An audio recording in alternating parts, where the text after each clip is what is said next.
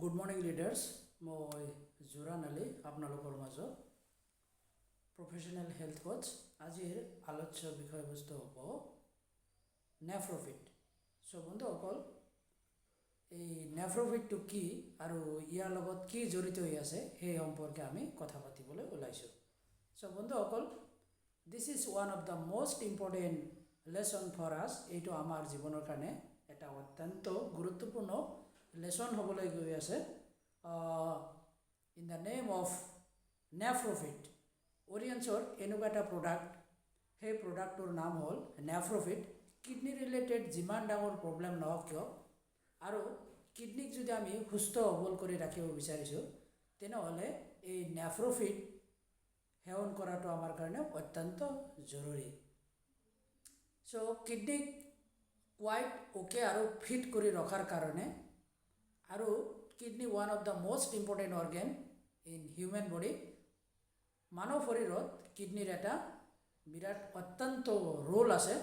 চ' এই কিডনিক আমি সুস্থ সবল কৰি ৰখাৰ কাৰণে অৰিয়েন্স নিউট্ৰাচিউটিকেল প্ৰডাক্টে লৈ আহিছে নেফ্ৰফিট। চ' বন্ধুসকল, এই নেফ্ৰফিটৰ লগত জড়িত কিছুমান বস্তু আমি আলোচনা কৰিবলৈ ওলাইছোঁ। What are nephrons? নেফ্ৰফিট শব্দটো নেফ্ৰনৰ পৰাই আহিছে। The nephron is the functional unit of the kidney. কিডনিৰ ফাংচনেল ইউনিট হ'ল নেফ্ৰন। এই নেফ্ৰনৰ পৰাই Oriens nutraceutical product Nephrofit. The Nephrofit is drive from nephron. নেফ্ৰনৰ লগত, আৰু কিডনিৰ মেইন বস্তুটোৱে হ'ল নেফ্ৰন। চ' নেফ্ৰনক কেনেকৈ সুস্থ সবল কৰি ৰাখিব পৰা যাব, আৰু মানুহেও যাতে এই নেফ্ৰনৰ লগত সংগতি ৰাখি মানুহ এটাই মনত ৰাখিব পাৰে, সেইকাৰণে অৰিয়েন্সৰ এই প্ৰডাক্টটোৰ নাম ৰখা হৈছে নেফ্ৰফিট। নেফ্ৰনক যেতিয়া ফিট কৰি ৰখা হ'ব, সুস্থ সবল কৰি ৰখা হ'ব, তাৰ নামটোৱে মষ্ট ইণ্টাৰেষ্টিং, মোৰ বিৰাট ভাল লাগে, নেফ্ৰফিট। নেফ্ৰনক কেনেকৈ ফিট কৰি ৰাখিব পৰা যায়। চ' বন্ধুসকল, যে each kidney contains about 10 lakh to 30 lakhs nephron. এজন মানুহৰ শৰীৰত কিডনিত প্ৰায় 10 লাখৰ পৰা 13 লাখ নেফ্ৰন থাকে। এই নেফ্ৰনবোৰ এই কাইণ্ড অফ জালিৰ নিচিনা, যেনেকৈ আমাৰ চাকনি আছে, ঠিক তেনেকৈ আমাৰ কিডনিটোৱে কি কৰে, আমাৰ শৰীৰৰ যিমানবোৰ ব্লাড আছে, এই ব্লাডক কি কৰে, ফিল্টাৰেশ্যন কৰে। চ' এই কিডনিটোক সুস্থ সবল কৰি ৰখাৰ কাৰণে তাতে ঈশ্বৰ ভগৱান আল্লাই 10 লাখৰ পৰা 13 লাখ কি দিছে, ছিদ্ৰ দিছে বা বিন্দা দিছে। এই বিন্দাখিনি যেতিয়া ব্লক হৈ যায়, এই বিন্দাখিনি যেতিয়া তাৰ নৰ্মেল যিটো ফাংচন কৰাত ব্যাঘাত জন্মে, then we suffer from kidney problem. So' বন্ধুসকল, ই মষ্ট ইম্পৰ্টেণ্ট ফেক্টৰ হয়। আপোনালোকৰ লগত আলোচনা কৰি ভাল লাগি আছে, আৰু আপোনালোকে এইখিনি কথা মনত ৰাখিব। এইখিনি কথা মনত ৰাখিলে, চ' কিডনি কি, আৰু কিডনিৰ লগত আমি কি বস্তু দিব লাগে, যে উইদাউট অপাৰেশ্যন নকৰাকৈ প্ৰিকশ্যনাৰী মেজাৰ্ছ আমি যদি সাৱধানতা অৱলম্বন কৰোঁ, তেতিয়াহ'লে আমাৰ কিডনি কেতিয়াও ডায়েলিচিছ নাই বা কিডনি চিৰচিছলৈকে গুচি নাযায়। চ' বন্ধুসকল, this is the time of imparting knowledge, আৰু এইটো আমি জ্ঞান আহৰণ কৰি আছোঁ আৰু আপোনালোকৰ মাজত জ্ঞান বিতৰণ কৰি আছোঁ। চ' বন্ধুসকল, মোৰ এই প্ৰফেশ্যনেল হেল্থ কোচ কেৰিয়াৰত মই বহুত কিডনি পেচেণ্ট দেখা পাইছোঁ, আৰু বহুতৰে জীৱন যোৱাও দেখা পাইছোঁ। চ' বন্ধুসকল, এই নেফ্ৰফিটে আমাৰ জীৱন সঁচাকৈ বচাব পাৰে উইদাউট অপাৰেশ্যন নকৰাকৈ। চ' বন্ধুসকল, আশা ৰাখিছোঁ এই নেফ্ৰফিটৰ ওপৰত যিমানখিনি কথা ক'লোঁ, এই নেফ্ৰফিটে আমাক সুস্থ সবল কৰি ৰখাত সহায় কৰে। চ' অডিয়েঞ্চে এনেকুৱা এটা নভেল প্ৰডাক্ট লৈ আহিছে, সেই প্ৰডাক্টটোৰ নাম হ'ব নেফ্ৰফিট। চ' বন্ধুসকল, কিডনীৰ ৰিলেটেড পেচেণ্টক আপোনালোকে এই নেফ্ৰফিট ৰিকমেণ্ড কৰিব। নেফ্ৰফিটৰ বিষয়ে অলপ কথা আপুনি পাতি পেলাই তাৰপিছত নেফ্ৰফিটৰ উপকাৰিতা, ই কি কাম কৰিব আৰু কোনে খাব পাৰে, সুস্থ সবল মানুহৰো কি থাকে, কিডনী থাকে। It's and every man has a kidney. So' কিডনীক আমি সুস্থ সবল কৰি ৰখাৰ কাৰণে নেফ্ৰফিট খোৱাত আমাৰ কোনো আপত্তি নাই। চ' বন্ধুসকল, আৰু যোনে চাফাৰ কৰি আছে তাকো দিয়াত আমাৰ কোনো আপত্তি নাই। So' this is call due discussion and therapy should be given to the patient. পেচেণ্টক আমি যেতিয়া ধুনীয়াকৈ কিডনী কি আৰু কিডনীৰ কাম কি আৰু কিডনীত আমি আচলতে কি খাব লাগে, চ' এই নেফ্ৰফিট সম্পৰ্কে আমি যেতিয়া কথা পাতিম, তেতিয়া মানুহজনে খাই পেলাই যেতিয়া সুস্থ সবল জীৱন যাপন কৰিব, তেতিয়া আপোনাৰ ডিছকাশ্যনটো কি হ'ব, ফ্ৰুটফুল হ'ব। চ' বন্ধুসকল, ইয়াৰ পিছৰ পইণ্টটো ক'বলৈ ওলাইছোঁ, the nephron is composed of glomerulus and renal tubules. The nephron performs its function by filtration at glomerulus and secretion and reabsorption at renal tubuli. So বন্ধুসকল, কিডনীৰ কাম আৰু ই কেনেকৈ ফিল্টাৰেশ্যন কৰিব সেইখিনি কথা আপোনালোকৰ মাজত ৰাখি দিলোঁ। চ' এই কথাখিনি যেতিয়া আমি বুজি পাম, kidney function most important.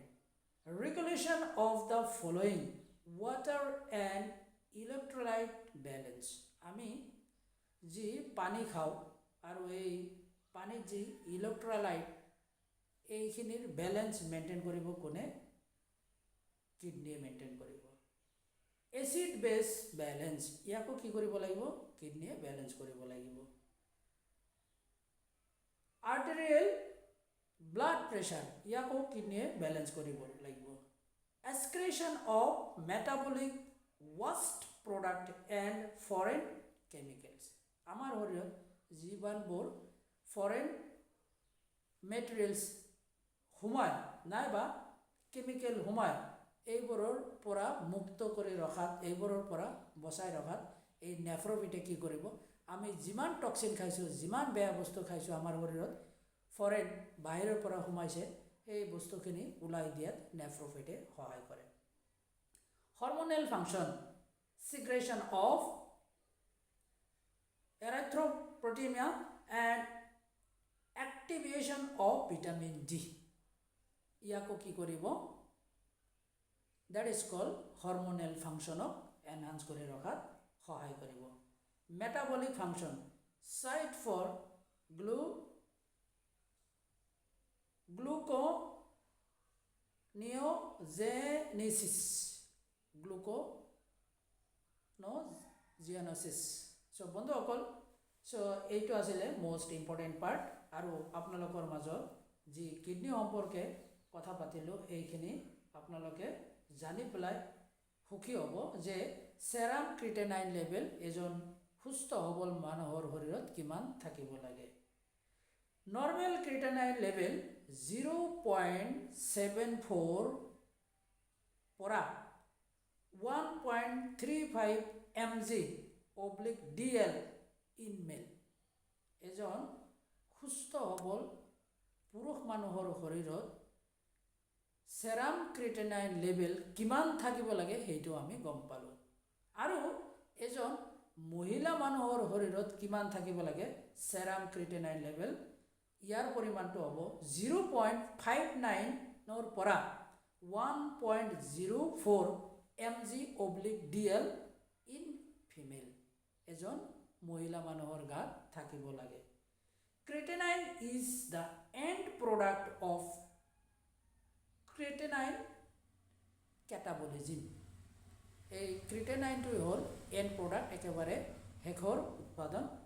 95% of creatinine is present in muscles and it provides energy.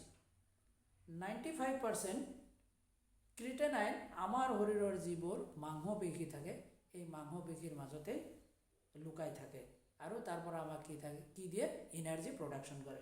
চ' বন্ধুসকল ই most important fact হ'বলৈ গৈ আছে। About 1 to 2% of total muscle creatinine is converted into creatinine. আমাৰ শৰীৰৰ যিমানবোৰ ক্ৰিটেনাইন মাংসপেশীত লুকাই থাকে তাৰে পৰা 1-2% ক্ৰিটেনাইনলৈ কনভাৰ্ট হয়। চ' বন্ধুসকল এই শৰীৰটোক সুস্থ সবল কৰি ৰখাৰ কাৰণে আমি নেফ্ৰফিটক যেতিয়া আদৰি ল'ম আমাৰ শৰীৰৰ যি নৰ্মেল ক্ৰিটেনাইন 1-2% থাকিব লাগে সেইখিনি কনভাৰ্টেড ইনটু ক্ৰিটেনাইন যাতে তাতকৈও কম হয়, যি নৰ্মেল ৰেঞ্জ থাকিব লাগে সেইখিনিক বেলেঞ্চ কৰি ৰাখিলে আমাৰ কিডনিটো কি হৈ থাকিব সুস্থ সবল হৈ থাকিব।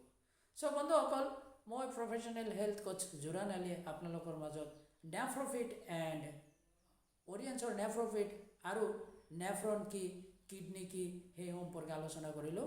চ' আশা ৰাখিছোঁ এইখিনি কথাই আমি আমাৰ যি মোৰ বন্ধু আছে তেওঁলোকৰ লগত শ্বেয়াৰ কৰিব লাগে। আমি হেল্থ সম্পৰ্কে কনচিয়াছ হ'ব লাগে। This is our life time job and we are imparting education health awareness program. This is government oriented. গভৰ্ণমেণ্টে যিটো কাম পচন্দ কৰে আমিও সেইটো কামেই পচন্দ কৰিছোঁ। চ' গভৰ্ণমেণ্ট ছাপৰ্টেড প্লেন আৰু গভৰ্ণমেণ্টৰ যি মিছন ভিজন সেই কথা আগত ৰাখি অডিয়েন্সৰ সেই ছেম মিছন ভিজন লৈ পেলাই আহিছে। চ' বন্ধুসকল আজিৰ এই আলোচ্য বিষয়বস্তুৰ পৰা মই প্ৰফেশ্যনেল হেল্থ কোচ জোৰাণ আলীয়ে বিদায় ল'ব বিচাৰিছোঁ আৰু আগন্তুক দিনত নতুন টপিকক লগ পোৱাৰ আশাৰে আজি এইখিনি কৈ মই মোৰ বক্তব্য সামৰিছোঁ। Thank you leaders.